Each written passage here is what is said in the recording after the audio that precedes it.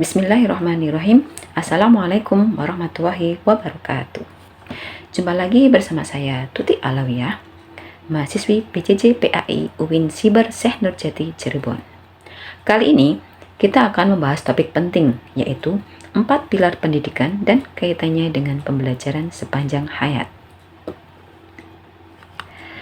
Pada materi kali ini kita akan membahas tentang yang pertama, pengertian pilar-pilar pendidikan. Yang kedua, jenis-jenis pilar pendidikan yang meliputi learning to know, learning to do, learning to be, learning to live together, dan learning to believe in God.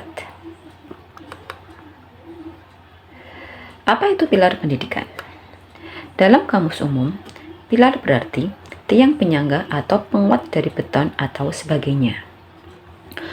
Menurut M.J. Levenfield, pendidikan adalah setiap usaha, pengaruh, perlindungan, dan bantuan yang diberikan kepada anak didik yang bertujuan pada pendewasaan anak itu.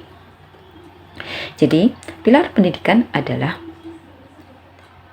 tiang atau penunjang dari suatu kegiatan usaha, pengaruh perlindungan, dan bantuan yang akan diberikan kepada anak didik untuk pendewasaannya.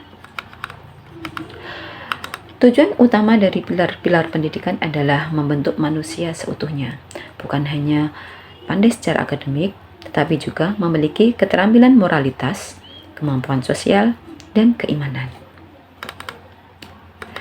Jenis-jenis pilar pendidikan. Pilar pertama adalah learning to know, atau belajar untuk mengetahui. Artinya, peserta didik harus mampu memahami apa yang dipelajari secara mendalam, bukan hanya menghafal.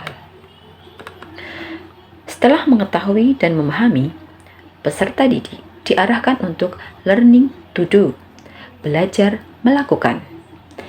Ilmu harus diamalkan dalam tindakan nyata, dan keterampilan harus dilatih.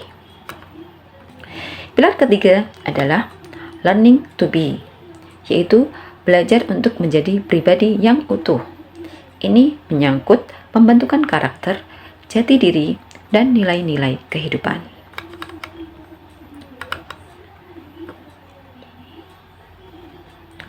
Manusia tidak bisa hidup sendiri. Oleh karena itu, peserta didik harus diajarkan learning to live together, atau belajar hidup bersama. Mereka perlu memahami pentingnya kerjasama, toleransi, dan saling menghargai. Dalam konteks pendidikan Islam, kita menambahkan satu pilar penting, yaitu learning to believe in God. Ini bertujuan membentuk peserta didik yang religius dan sadar akan tanggung jawab spiritual kepada Tuhan. Kelima pilar pendidikan ini bukan hanya berlaku di sekolah, tapi juga dasar pembelajaran sepanjang hayat. Kita belajar untuk menjadi manusia seutuhnya, dan proses itu berlangsung seumur hidup.